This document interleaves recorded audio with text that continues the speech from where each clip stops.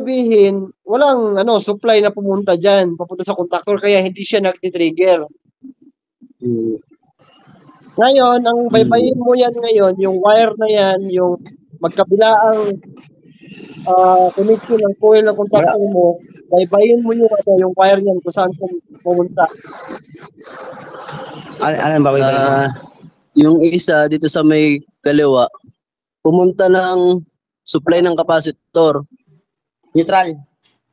Tapos yung isa, Tapos Yung isa na sa coil, sa kabilang coil, ito yung na, papuntang common. Signal. Signal na po. Sa indoor. Direkta na namin. signal. Tinanggal namin yung So, yun pressure ang switch. i-check nyo, yung Binaypas signal na namin yan. yung master. Binaypas namin yung high pressure tsaka low pressure.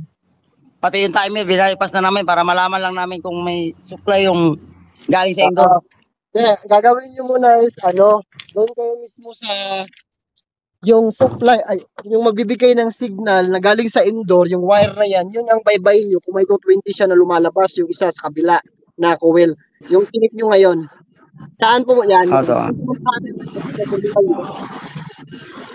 Hindi, huwag kayong mag-check Coil to coil. Huwag kayong mag-check sa, yan, dapat ganyan kayo mag-check sa magkabila ang coil ng contactor. So, yung isang kabila, hindi mo papunta dun sa common, di ba? Dun sa running ng capacitor na kata. Oo. Tapos yung isa, yun ang anuhin nyo, i-check nyo. Dapat may supply na lumalabas yan. Yung kabilang wire na signal. And kung wala lang kayo makita, huwag na kayo mag-focus dyan. Ang i-focus nyo dyan is yung linya na magbibigay ng signal papunta dyan.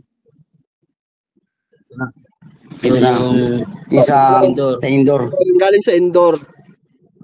Opo. Tapos ito master, chinek na rin namin na ng resistance. Okay naman, meron din. May Huwag bato rin. kayong magkaroon sa resistance. Ang ano yun, magbultahe kayo, mag-test voltage kayo. Meron ako makukuhang kung line to ground ako, master, meron siyang 110 mo. May 110 siya. Oo. Hindi, yung isa sa kabila. Sa kabila. Pag coil to coil, wala. Pag coil to coil siya, wala. Kasi hindi pa siya naka-on dito sa ano. Naka-on Wala ba siyang yung supply indoor? dito. Naka-on yung indoor? Ngayon? Oo. Naka-on ngayon ang indoor ngayon. Naka-on. Ngayon, nung naka-on ang indoor, na-check nyo naman yung signal na papunta dyan sa outdoor, may lumalabas na 220.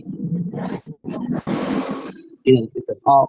Kung sa ano lang muna tayo, master, try ko lang yung sa signal na galing indoor, kapag ako, line to ground ako, meron akong 110 makukuha. Kailangan 220, kailangan nyo kasi yung coil ng contactor 220, di ba? Po, ngayon, pupunta ako ngayon sa line 2, makakakuha ako ng 220.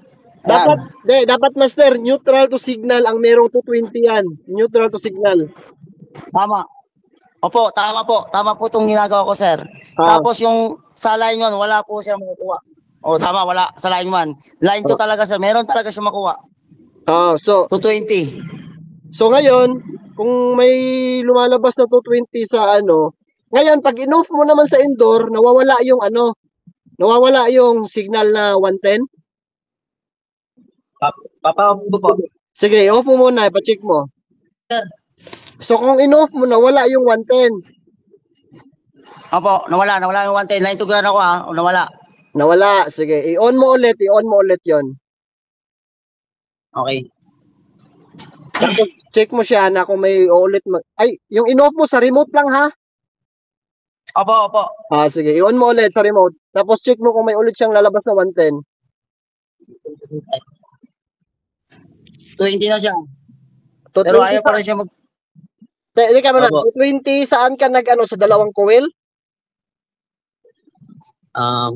Hindi po. Dito sa baba, sa may supply ng indoor. Sa input. Opo, sa input. Okay, so ganito. Kasi kung sa coil to coil, wala na tayo makukuha kasi hindi man siya mag-trigger to. Ganito gawin mo.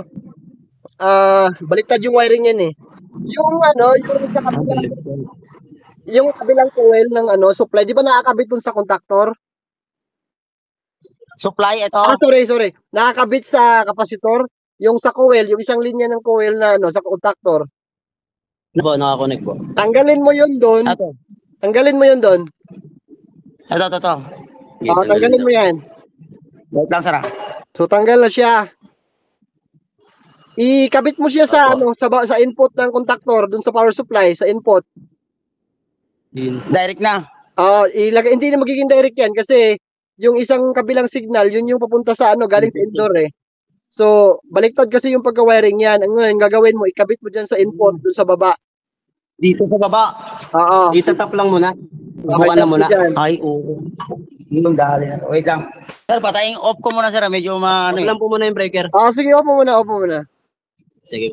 Sa input mo ilagay ha, doon sa baba.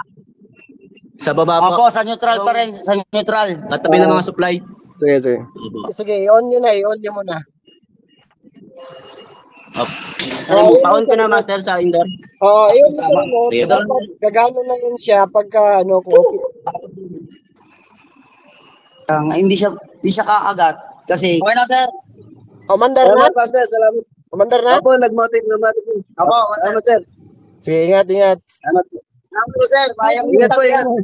Ibalik mo na lang yung mga ano, yung mga pressure switch na nakadirekta. Okay po, ibalik po namin. Ibalik nyo na. Sige, salamat. Sige, ingat. Salamat po, ingat po. Sige. Ingat.